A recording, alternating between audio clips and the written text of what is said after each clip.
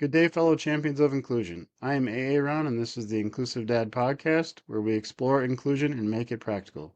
Thank you for taking time out of your busy schedule to join me in exploring ways we can create a more inclusive world together. You are important, you matter, and you can make a difference. Today, my guest is Jane Singleton. Welcome to the show. Thanks, Aaron. Thanks for having me. Absolutely. Why don't you just start us off by telling us a little bit about yourself? Sure.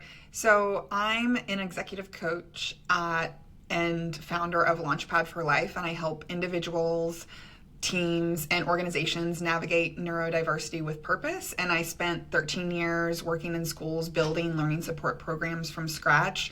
So, I've just been very dedicated to helping students and adults with different learning disabilities and really understanding how to navigate beyond the diagnosis and really understand their brains so that they can be empowered and be the owners and leaders of their lives. Awesome. What is your definition of inclusion? Inclusion is such a big, complex concept. I think when I think about inclusion as a behavior, I think it is important to always ask more questions and be more curious than you have judgments. I think that's at the heart of inclusion as a whole. And then I think the other big piece of inclusion is when you are providing information, have you thought about all of the different ways brains process information and have you attempted to do it in the most friendly way possible? Yeah. You want to maybe unpack what your definition was, you said, about the judgments and stuff? Can you maybe go Mm-hmm. into a little more detail? Yes, I can. I think so. I think a lot of the stigmas that are around learning disabilities and honestly, the pain and sometimes trauma caused or inflicted upon people that have a variety of different learning disabilities is because of our own bias and our own fear of things that are different. And I think if we ask more questions instead of assume the worst or lean into fear of differences, then I think we're going to naturally be more inclusive. And we're also, I think, taking the curiosity allows us to learn someone else's perspective instead of assuming why they're doing something. I think for one thing I actually just talked about is at a training for leaders at schools, and I said I always felt as if we never did enough education around different behaviors that people with learning disabilities might engage in, and we don't normalize them. And as the adults in the building, we are to facilitate that. So, for example, stimming, when that happens and we as adults don't address like the group and don't normalize, hey, looks like that student's overwhelmed. We have to address all those comments from other students like, that's weird, or like, what is Tommy doing? And instead, adults who aren't educated in learning disabilities, they feel so awkward. They don't say anything. And that stigma just like lives there and like grows on layers. And so I just feel as if we need to understand why people engage in behaviors, because once we understand the disability, the behavior doesn't seem that strange. And I talk with parents a lot about that too, is like it is an invisible disability, but how someone even shows their emotions or communicates with you isn't going to be the exact same way that you communicate. And there's good reason behind that and good data behind that. And then we can be more accepting of our differences. Yeah, that's very interesting. Yeah, that makes a lot of sense. Looking back, I don't have a diagnosis, but when I was in school, I would chew on my pencils, I would, doodle, I would, do different things. And it's like, okay, I was basically figuring out coping strategies. In 48, we didn't talk about coping strategies when I was in school, but looking back, I was doing stuff to regulate myself without even knowing it. So I feel like we all do stuff. Even now I have this rock I got on the shore of Lake Superior that's smooth that I just sometimes hold it and rub it. So, I'm doing stuff to regulate myself as well. So, yeah, just to normalize it, like this is what I do to, you know, regulate myself all of us probably do something either consciously or subconsciously. So yeah, there's so many things we don't talk about, like disability or like death. We don't talk about death because that's uncomfortable. It's a natural part of life, but we just don't talk about certain things we just shy away from for sure. I mean, do you think kids are better at it than adults though? Because I mean, I see like my daughter, she's in a wheelchair, and there'll be kids come up and like are curious, they want to climb on it, or hey, what is that thing? And they're curious, and then sometimes the parents are like, don't, don't touch it, don't, you don't go over there. It's like I feel like at some point we just get maybe the curiosity, we lose it, or we're kind of conditioned to not be curious. What do you think? I think kids are so much more inclusive than Yeah. adults. I mean, if you've ever spent, I've taught pre-K through 12th, and if you, I created, I mean, one of the most beautiful inclusive classrooms in pre-K, and I was working with two nonverbal students that had autism, and we created, a PEC system, picture exchange communication system, and the kids were so excited to use a different communication system, and they wanted to naturally include the other person. They wanted to know why someone was engaging in a particular behavior, and they never, I feel like they don't assume the worst. They want to understand. Their empathy is so high of like, oh no, this other child is like upset. I know what it's like to be upset. What's causing this? And I think social constructs, right? The parent that's like, oh, don't bother them. They're worried. It's rude. Whereas I actually think most people with disabilities, I'm not going to speak for everyone, but physical or learning disabilities, they welcome curiosity, because the staring from like across the room and the lack of interaction is what is like killing self-concept, killing self-esteem, isolating. I always worry about isolation for people with disabilities. Um, and we do the same thing with other groups of people, right? Is like, why can't we engage in more conversation with homeless people too? Is like, they want to be spoken to and conversed with. And I do find that people feel awkward. They're worried about saying or doing the wrong thing, so much so that they contribute to the isolation, because their discomfort is not knowing. Everyone's afraid to be ignorant, for lack of a better Right. term. Nobody wants to look stupid. Yeah. For the most part, I think it's coming from that place. Yeah. Yeah, I agree with you. When you were talking, what comes to mind is like going to a funeral. Like for me, that's I mean, a situation for me for sure. Like it's like, what do I say? Like, I mean, I don't like, so sometimes honestly, I just go there and just say sorry for your loss and give them a hug. And that's all I say. Cause like everything else seems like I'm going to mess it up. It's like, what do you say? Cause yeah, you're worried about saying the wrong thing but they're just glad you're there and you're supporting them. So yeah, it's interesting. At some point, yeah, I mean, I'm in my head and just you overthink stuff. Because yeah, my daughter, one of the things she loves to do is sing. And when she was younger, or even now, she'll just sing at the top of her lungs and doesn't care like what people think she sounds like. Whereas me, like I start singing and I'm like, oh, that doesn't sound good. And so I get quiet. She just sings and praises God if she's at church, or just sings and doesn't worry about it. So I'm a little jealous of that sometimes. So, I mean, I'm 48 and I still am working on trying to not worry about what people think about what I do. So, That takes up so much energy, right? yeah. Fear of judgment. Mhm. And I think too, what's interesting is, right? I mean, I say anxiety with little a. Like every time we use the term anxiety, I don't think it has to be clinical. Anxiety serves lots of different purposes, but I also see that play out in relationships. Honestly, parental relationships with kids with learning disabilities is like, right? This anxiety is often a driver of wanting to control things versus accept them, because it's a false sense of belief that you have control over something. And so I find it's always been an interesting pair when I work with families, and you have one parent who's high achieving, highly anxious, and the relationship between them and their neurodivergent child is the hardest to come together, because you have to have a certain level of awareness of how your behavior is contributing negatively to the outcome at hand.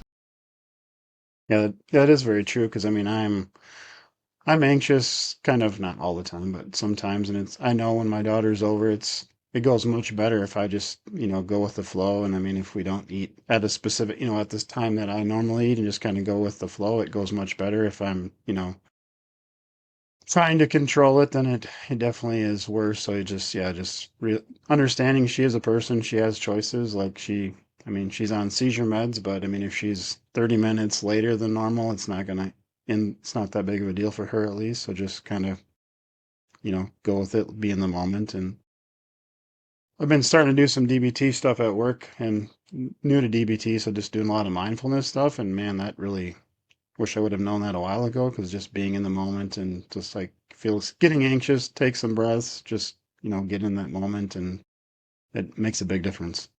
Stuff we should have wished I would have learned when I was a kid, but that's learning Curious, it now. I'm curious, do you share the strategies you're working on with your daughter? That's a great. I think I mean, not like directly. I mean, there's been some. Yeah, I mean, there's time. Let's take a deep breath or something, but not a lot yet. No, that's a great question. I should do that. I Yeah. found there's a lot of bonding in vulnerability. I think parents often feel like we have to show up Right. perfectly, right? And kids sometimes are convinced that adults have it all together, and Right. as adults we know that's completely not true at Right. all. And I found it just to be really powerful to know what you're working on, but also you have, in order to show up as a really good parent, you have needs too, right? We all have a capacity we'll hit, and I think I talk a lot with my clients about this of like, you, it's okay and it's important to know whether that's like cognitive or emotional capacity, is like, what are your non-negotiables? Everybody has some level of trigger, and yes, we can work on them, but it's okay to just accept that these are things that you need, whether that's sensory needs. You can't overcome everything. It is part of your who you are, and you can be flexible to an extent, but in order to show up in the best way possible, you need to honor those. And I found it really powerful work when a child can name, these are my mom or my dad's like two non-negotiables. And when the kid doesn't know, that's when things are harder. Interesting. That is, yeah, I like that. Yeah, that's a great point. I mean, I should share that stuff with her. Yeah. For me, I guess growing up, we didn't talk about, I mean, I don't remember any discussion about emotions. I mean, we didn't talk about anything. I mean, there's stuff that happened like in the bigger family unit that we just never talked about. I mean, I was old enough to realize something was happening and we just didn't talk about it. So I err on the side of not talking about stuff, which I know isn't good. But then if I do talk, I tend to share like way too much. How would you suggest like trying to find like a balance or a right amount of stuff to share with your kids? I think that depends on their age, right? I actually share this with educators. I think there's also jobs that are just more emotionally draining than other jobs. I think for younger kids, like, it's okay to say, like, share, like, I'm having a really bad morning. I'm very stressed out. I'd appreciate any patience that you'd be willing to give me. And, for younger kids, like, that's enough, right? They don't need to know the level of maybe stress. And you use simple language. Like, maybe it's like, I'm having a hard time getting along with one of my good friends. They can relate to that, right? Friendships. And you can just put it in simpler terms. I think when your child gets older, and again, this is based, I mean, if we're talking about somebody with an intellectual disability, it might be slightly different, but I think you can share to the level that the information is also important for them to learn from how you handle situations, because likely they're going to be faced with similar situations. And it can also open up a box again when you're kind of vulnerable, whether it's making a hard decision at work or not getting along with a colleague or trying to navigate family dynamics. You're modeling, hey, how do I decide decision making? How do I decide when to have better boundaries, for example? Or how do I lean into hard conversations?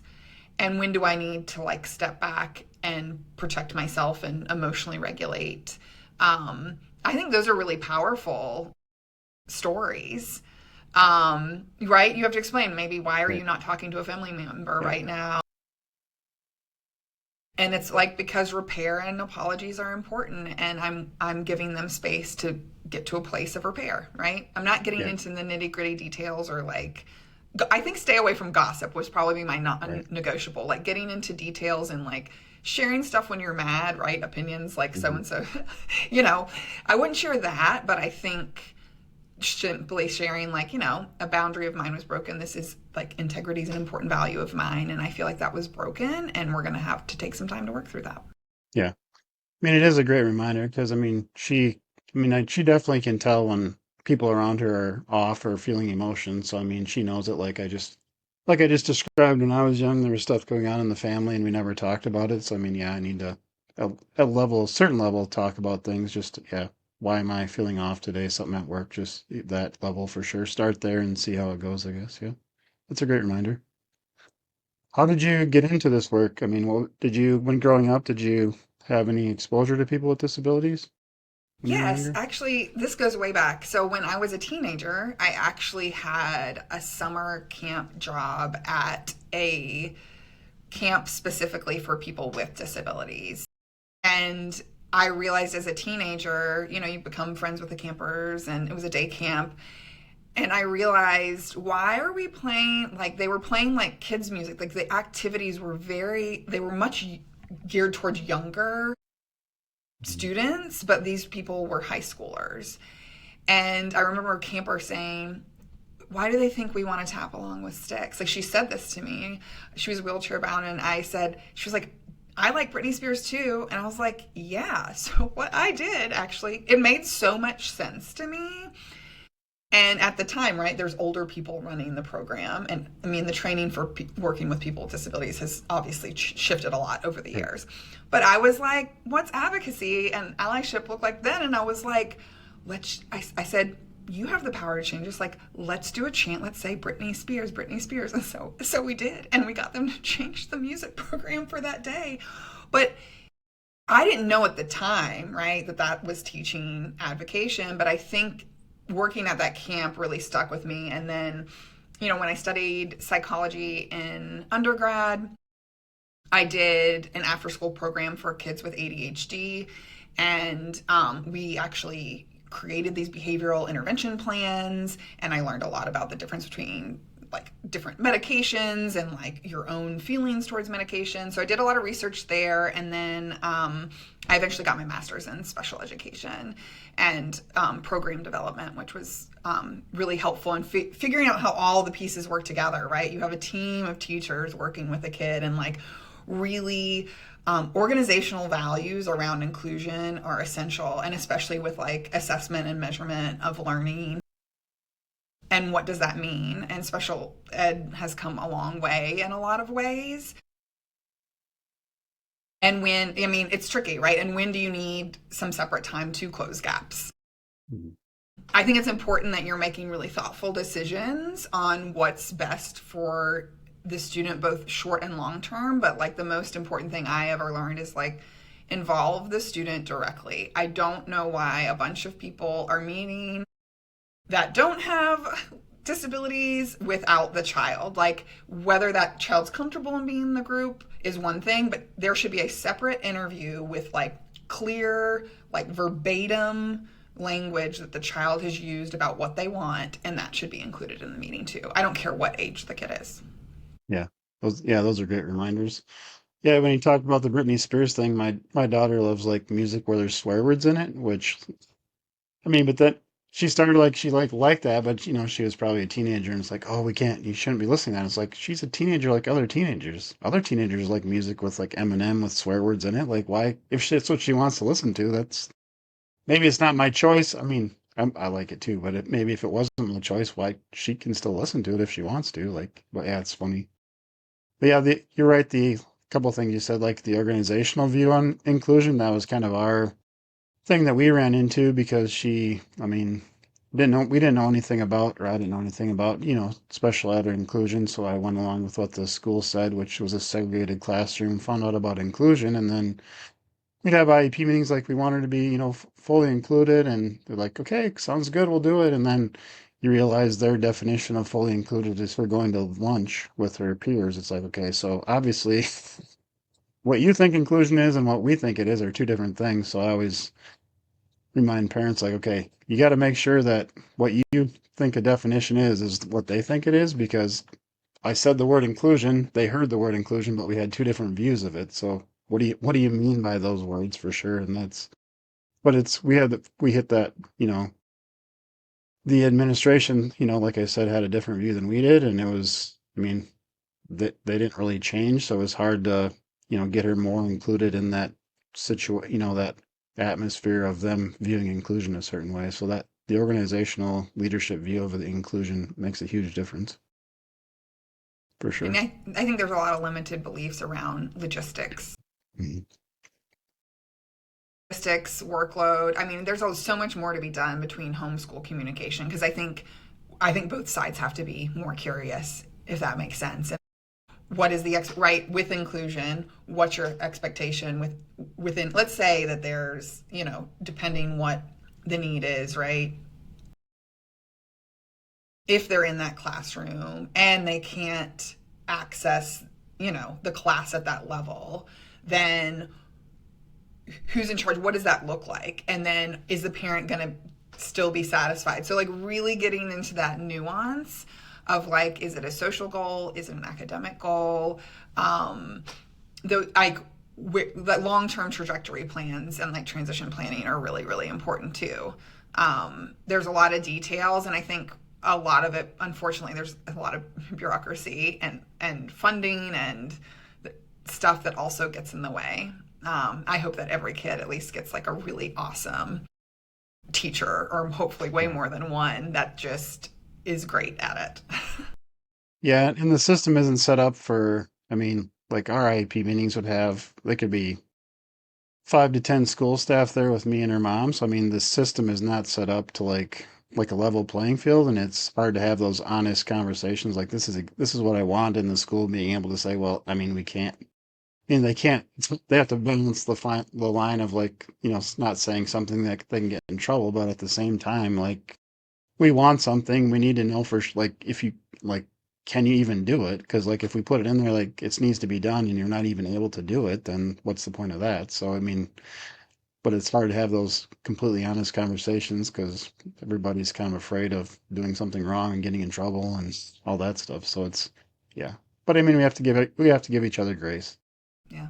I think That's proposing we and have to. then saying, this is what I'd like and why, and what do you foresee as the barriers? And make them, instead of saying no, I think specifically naming the barriers first. And then the idea is always to feel like, where can you find flex room? I do believe, for the most part, the intention of inclusion is typically there. I'm not going to, there's always a percentage of people, just like we've worked in all sorts of industries. So there's always a percentage of people that are closed minded and don't actually want that. But I think for the most part, the key is always, how do we make this manageable? For sure. How do you think we can use empathy to be more inclusive?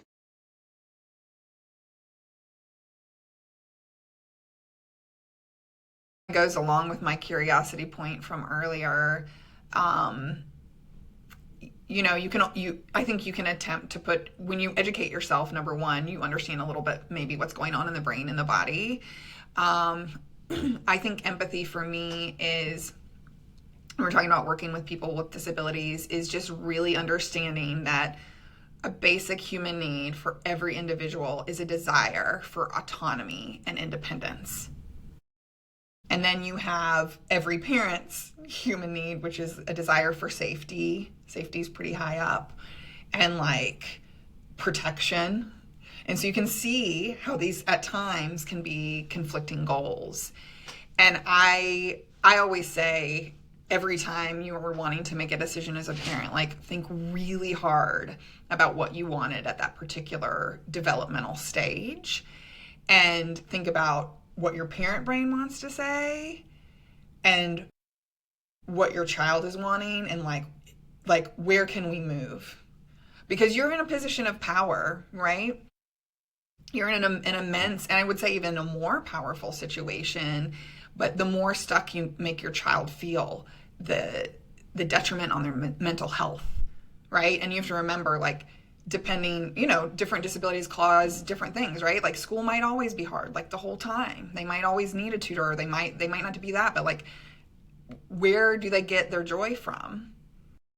Because you have to refill that, but they have to have something that is joy filled, and you can't always make it like the thing that they earn because they showed up in this other perfect way. um they always having a joy, right? Like having something to live for, having something to look forward to is important for every human being, parents too. Yeah, that's great. What do you like to do for fun? I love to read, but I love hiking, anything outdoors, honestly. I think nature is like the best mental health boost one could ever ask for. So, unfortunately, winter is harder when it gets dark so early to get outside. But I would say hiking, biking, yoga. It's hard for me to do meditation for too long to just like sit still. So, like yoga, I'll share this little tip is what's great about like measuring where you capacity is your proprioception system, and your ability to balance is a huge indicator of like where you are mentally, like overloaded. You really can't balance when you have too much going on emotionally or cognitively. So I really love yoga for that too.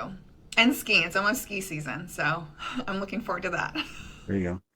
Yeah, we were talking before we started recording. It was 30 something the other day in Minnesota, so I went for a little walk at the nature center. It was a little cool, but I was like, I've been in the house too long. I need to get out and see stuff. I saw a couple squirrels and a couple ducks on the stream, so it was nice to get out and be in nature. Because yeah, for me too, that is it. And in Minnesota, when it's 15 below, that's just not fun. So yeah, I've skied a couple times, but that was when I was like in high school. I don't ski much.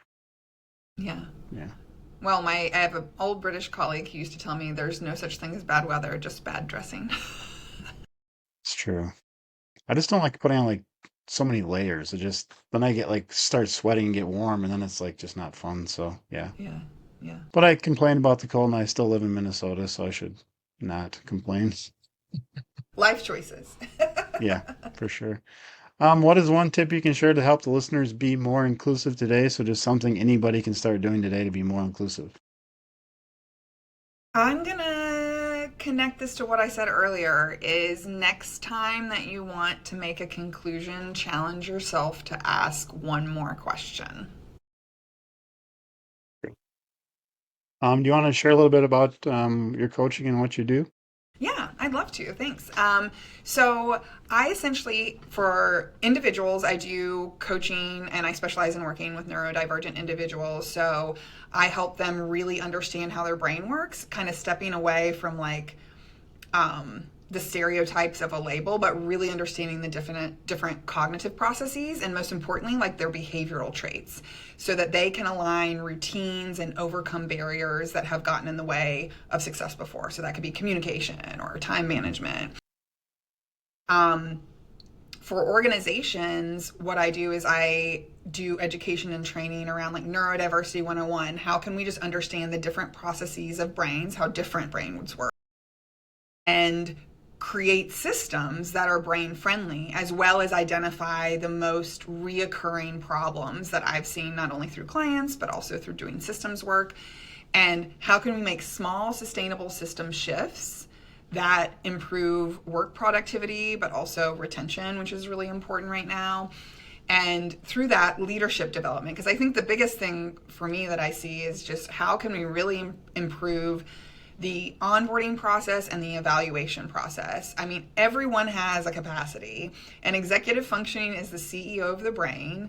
And so why aren't we including like self-monitoring checklists, like self-created goals, like truly operationally defining like key performance indicators? There's so much language out there where all I see is these complete miscommunications, and then some people get fired. That's a reality. Or the thing that I see, unfortunately, is like all of that, like all the chips that we took off from self-esteem and education because they had to go through this system that didn't work with their brain.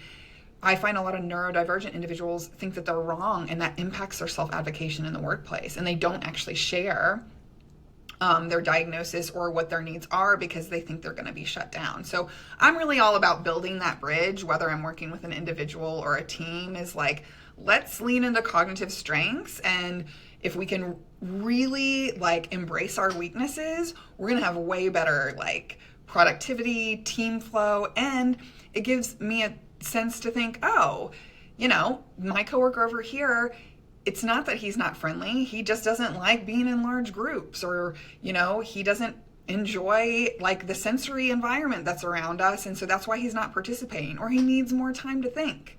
So it's better if I send the agenda in advance so he can actually participate, or participate in writing, right? I think we just write off a lot of people too quickly without giving them different channels of communication and distributing information in different ways. Yeah, thanks for sharing that. Where's the best place for people to connect with you?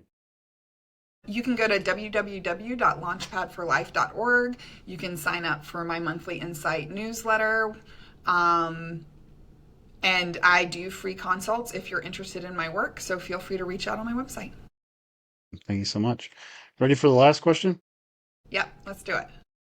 Do you like spam lunch meat? Yes or no? No. That was quick. That was quick. So I live near Austin, Minnesota, where they make it and where the Spam Museum is located. So I've been asking everybody just to see their reaction. And usually, like you, it's either a very fast no or a very fast yes. There's not a lot of I don't think middle there's a middle ground. ground on spam. So yeah. Yeah, yeah. Well, thank you so much for being on the show today. Thanks so much, Aaron. Have a great day. Yeah. To those listening, thank you for allowing me to be part of your journey. It is truly an honor. Please join the podcast newsletter by clicking on the link in the episode description to keep up with the latest episodes. Together, we can make the world more inclusive. Until next time, stay empowered and be a champion for inclusion.